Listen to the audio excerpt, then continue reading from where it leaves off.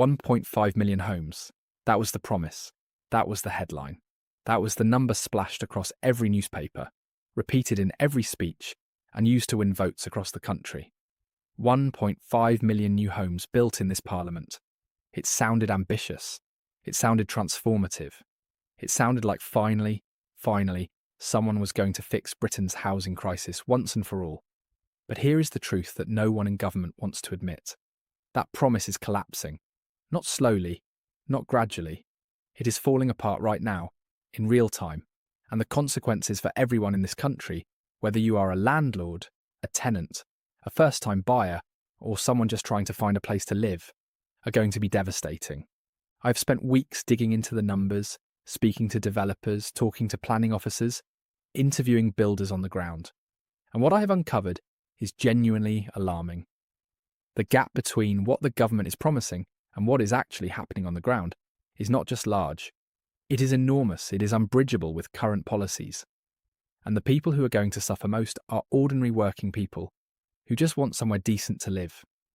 This is the reality check that no politician wants to give you, but I am going to give it to you today because you deserve the truth. Before I get into the details, I need to ask you something important. If you care about UK property, if you want to understand what is really happening in the housing market, if you are tired of politicians lying to you and media outlets spinning everything for clicks, then you need to subscribe to this channel right now. I am not joking. Hit that subscribe button immediately. We are a small channel, but we are growing because we tell the truth. We do not have corporate sponsors telling us what to say. We just research, analyse and share what we find. But we can only keep doing this if you support us. Subscribe now, tap the bell icon so you never miss a video. And let us get into this because what I am about to share is going to change how you think about the UK housing market. Right, let us talk about the 1.5 million homes target. Where did this number even come from? The Labour government announced this as their flagship housing policy. 1.5 million homes over this parliament means roughly 300,000 homes per year. That sounds like a lot, and it is, but here is the context. The previous record for house building in a single year was back in the late 1960s, when the country built over 400,000 homes. Since then, we have never come close. In recent years, we have been averaging around 200,000 to 220,000 completions per year. So the government is essentially promising to increase house building by 50% almost overnight.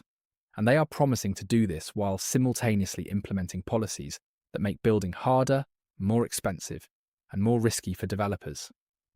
Let me give you the latest figures because they tell the real story. In the most recent quarter, housing starts, that is new construction projects beginning, fell by 12% compared to the same period last year. Completions were down 8%. Planning applications were down 15%. These are not numbers that suggest we are ramping up to 300,000 homes a year. These are numbers that suggest the housing industry is contracting, not expanding.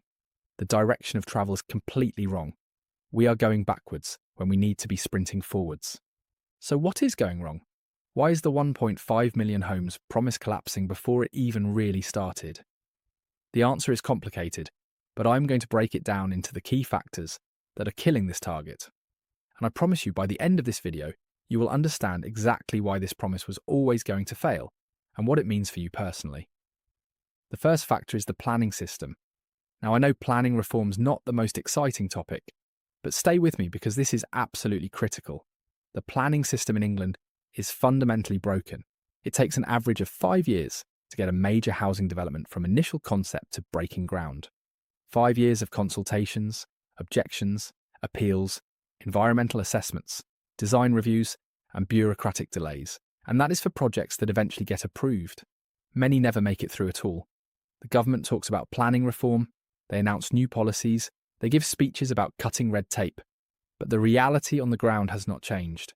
Councils are understaffed. Planning departments have been cut to the bone after years of austerity. The officers who remain are overwhelmed with applications and do not have the capacity to process them quickly. Here is a statistic that should shock you. There are currently over 1 million homes with planning permission that have not been built. 1 million. Let me say that again. Developers already have permission to build 1 million homes and they are not building them. So clearly planning permission alone is not the bottleneck. The problems run much deeper than that. And the government's obsession with planning reform, while ignoring everything else, shows they do not really understand what is happening in the housing market. If you are finding this information valuable, if you are learning something you did not know before, then I need you to do something for me. Subscribe to this channel. I know I already asked, but I'm asking again because it matters. We are trying to build something here, a community of people who actually understand UK property, who cut through the noise and the spin, who make informed decisions based on facts, not fantasies. But I cannot do that alone. Every subscription helps the algorithm show this content to more people. Every like tells YouTube this video is worth promoting. So please, if you have not already, subscribe now and hit the like button. It takes 2 seconds and it makes a massive difference to this channel. The second factor, killing the 1.5 million homes promise, is construction costs. Building a house in the United Kingdom has become extraordinarily expensive. Material costs have risen by over 40% in the last 4 years. Timber, concrete, steel, copper, glass, everything costs more. Labour costs have risen too, as skilled workers become harder to find. Many Eastern European workers, who formed a significant part of the construction workforce, have left since Brexit, and they have not been replaced. The government's immigration policies make it difficult to bring in skilled construction workers from abroad. Meanwhile, British young people are not entering the trades in sufficient numbers.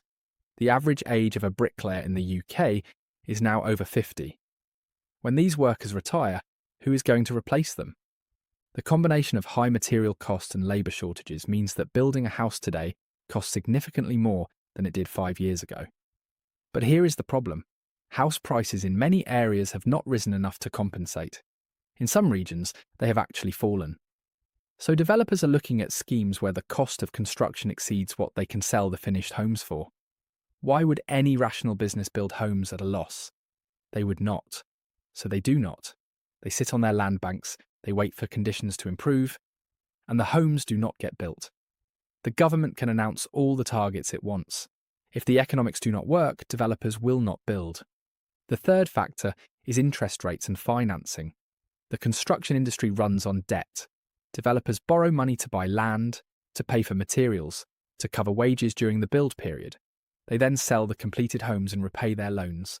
When interest rates were near zero, this model worked beautifully. Developers could borrow cheaply, build quickly, and make healthy profits.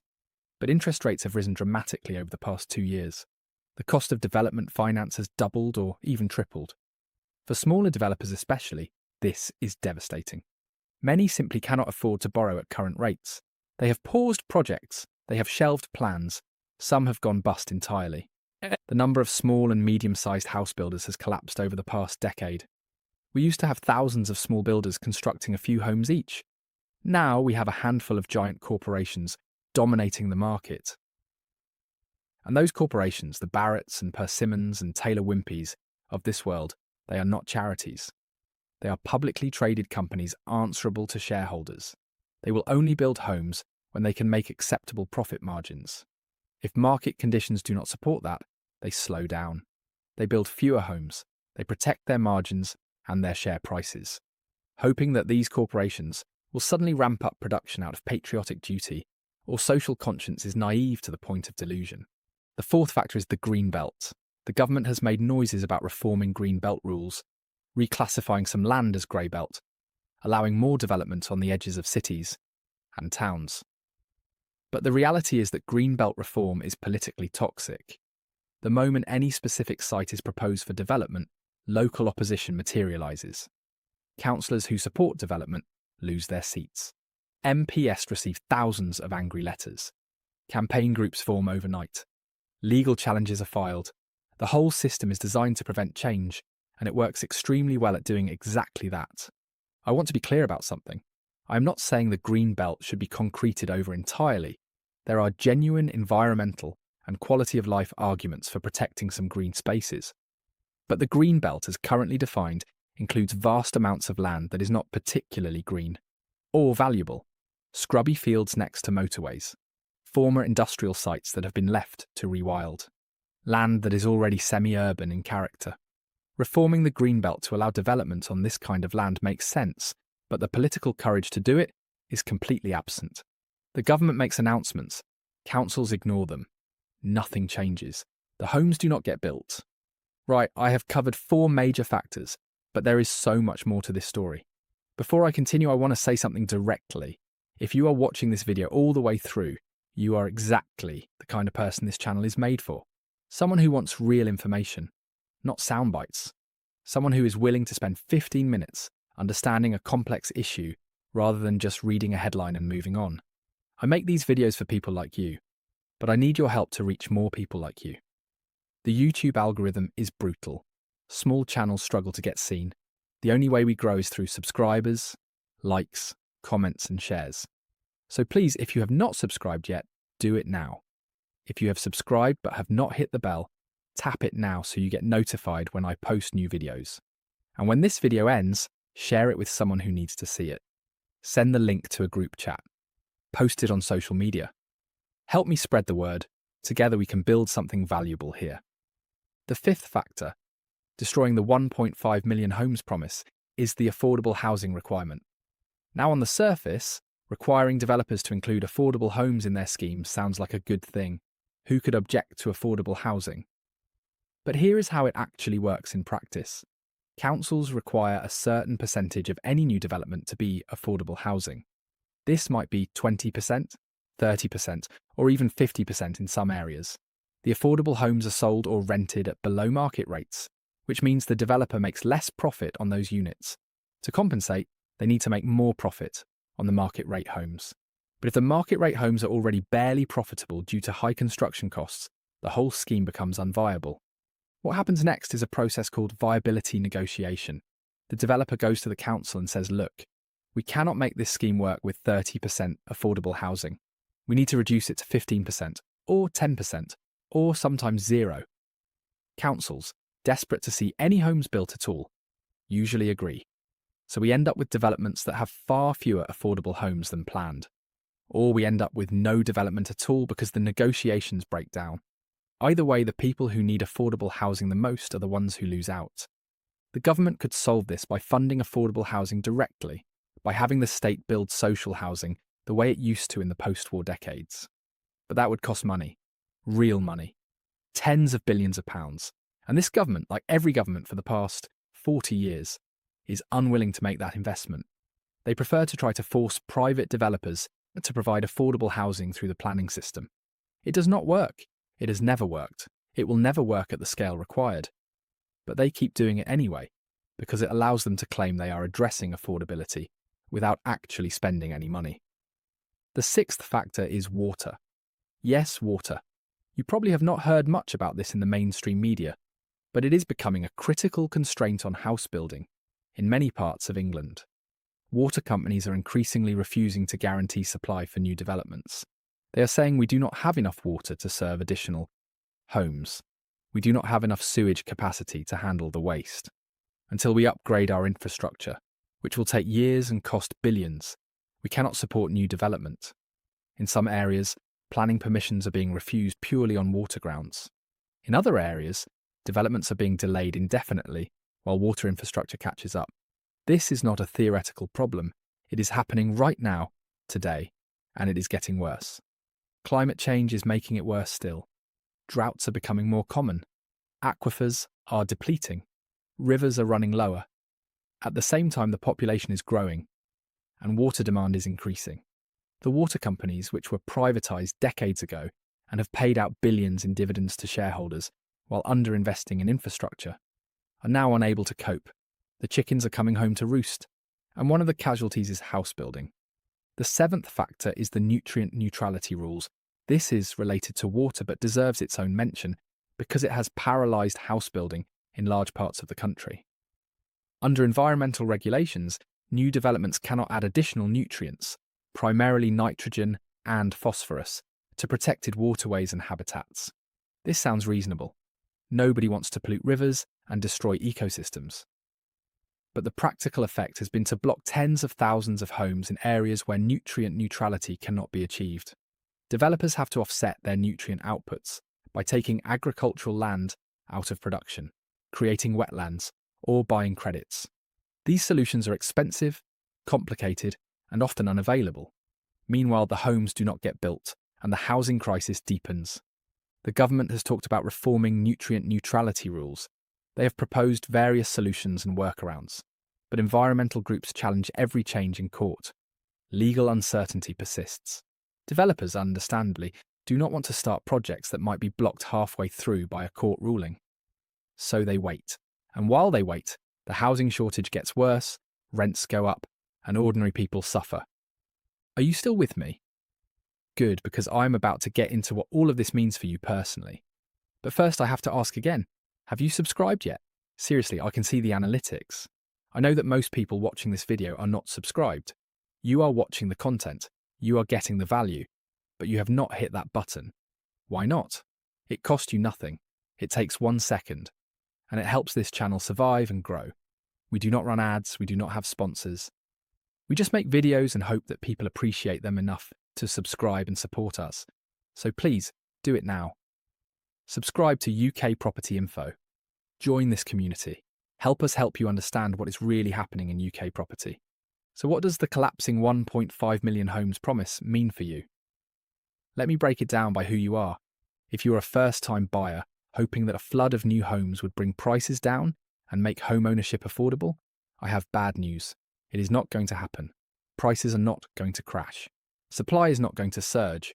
The best you can hope for is prices staying roughly flat in real terms over the next few years. In some areas they might fall slightly. In others they will continue to rise. But the idea that there will suddenly be abundant, affordable homes for everyone who wants one is a fantasy. The mathematics simply do not work. If we are building 200,000 homes a year and household formation is running at 250,000 per year, the shortage grows every single year. Prices remain high. Deposits remain out of reach. The home ownership dream slips further away. If you're a tenant, the outlook is equally grim. Fewer new homes being built means fewer rental properties coming onto the market. Demand continues to outstrip supply. Rents continue to rise. The rental market remains fiercely competitive. You will continue to face bidding wars for decent properties. You will continue to see rents take an ever larger share of your income. The government can introduce all the tenant protections they want. They can regulate rents, strengthen eviction protections, mandate repairs and improvements. None of it will create a single additional home. None of it will solve the fundamental supply shortage that is driving the crisis. Until more homes are built, tenants will suffer. If you are a landlord, you are caught in the middle. On one hand, the supply shortage means that demand for rental properties remains strong. Your properties are valuable. Tenants need them. On the other hand, the government is making it harder and more expensive to be a landlord. Regulations are tightening. Taxes have increased. The Renters' Rights Act is adding new obligations and new costs. Many landlords are deciding it is not worth the hassle and selling up. This reduces supply further, which pushes rents up further, which makes the remaining landlords look like villains for charging market rates. It is a vicious cycle with no easy escape. If you are a property developer or investor, the picture is complicated. On one hand, the supply shortage means that completed homes are valuable. If you can actually build and complete a development, you will probably make money. On the other hand, actually completing a development has become extraordinarily difficult. The planning delays, the construction costs, the financing challenges, the regulatory burdens, all of it makes development riskier and harder than it has ever been. Only the strongest, best capitalized, most experienced developers are likely to thrive. Everyone else will struggle. And if you are just a citizen who cares about the future of this country, the collapsing homes promise should worry you deeply. Housing's not just about bricks and mortar. It is about family formation. It is about community stability. It is about economic productivity. When young people cannot afford to leave their parents' homes, they delay having children. The birth rate falls. The population ages. The economy slows. When workers cannot afford to live near their jobs, productivity falls. Commutes lengthen. Carbon emissions rise. Quality of life deteriorates. When families are crammed into overcrowded or substandard housing, children's educational outcomes suffer. Health outcomes worsen.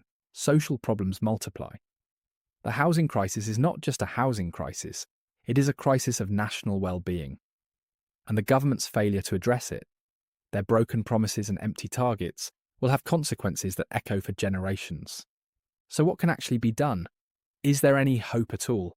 I want to be honest with you. I am not an optimist about the housing situation. In the short term, the problems are deep, structural, and resistant to quick fixes. But there are things that could be done if there was political will to do them. First, massive public investment in social housing. The state needs to become a major builder, again, not relying on private developers to solve a public problem. This would cost tens of billions, but it would actually address the shortage. Second, genuine planning reform that simplifies the system, reduces delays, and makes it easier to build. Not tinkering around the edges, but fundamental restructuring. Third, investment in construction skills and the workforce. If we do not have enough builders, we need to train them. This means funding apprenticeships, improving wages and conditions in the industry, and yes, allowing skilled immigration where necessary. Fourth, infrastructure investment, particularly in water and sewage, to remove the blockages that are preventing development in many areas. Fifth, honest communication with the public about the trade-offs involved. If we want more homes, we need to accept more development. Not everywhere, not without standards, but somewhere. NIMBYism is a luxury we cannot afford. Will any of this happen? History suggests not. Governments of all colours have been promising to fix housing for decades. They have all failed. There is no particular reason to believe this government will be different. They will make announcements. They will set targets. They will claim progress while the actual numbers tell a different story. And in 5 years' time, when the 1.5 million homes have not been built, they will blame someone else.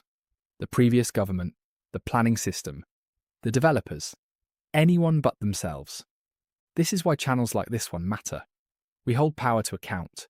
We look at the actual data, not just the press releases. We tell you what is really happening, so you can make informed decisions about your own life and your own finances. But we can only keep doing this with your support. I'm going to wrap up now, but I want to make a final appeal. This video took many hours to research and produce. The information in it is not available anywhere else in this format. If you have found it valuable, if you have learned something, if you now understand the housing crisis better than you did before, then please show your appreciation in 3 simple ways. 1. Subscribe to this channel right now. Hit the subscribe button. It is that simple. 2. Tap the notification bell so you never miss a video. We post regularly, and you do not want to miss the next one. 3. Share this video with at least one other person who cares about UK property. Send them the link. Post it on social media. Help us reach more people. Together we can build the best property information channel in the UK. But I cannot do it without you. The 1.5 million homes promise is collapsing. That is the reality. What matters now is how we respond to that reality. Do we bury our heads in the sand and hope for the best? Or do we face the truth, understand the implications, and make smart decisions accordingly? I know which approach I prefer. And I think you do too. That is why you are still watching. That is why you are going to subscribe. And that is why I will see you in the next video, where I will be looking at what the housing shortage means for rental yields and property prices in specific regions across the UK. You do not want to miss that one. Thank you for watching. I am genuinely grateful for every single one of you who takes the time to watch these videos. Subscribe to UK Property Info, hit the bell, and I will see you very soon.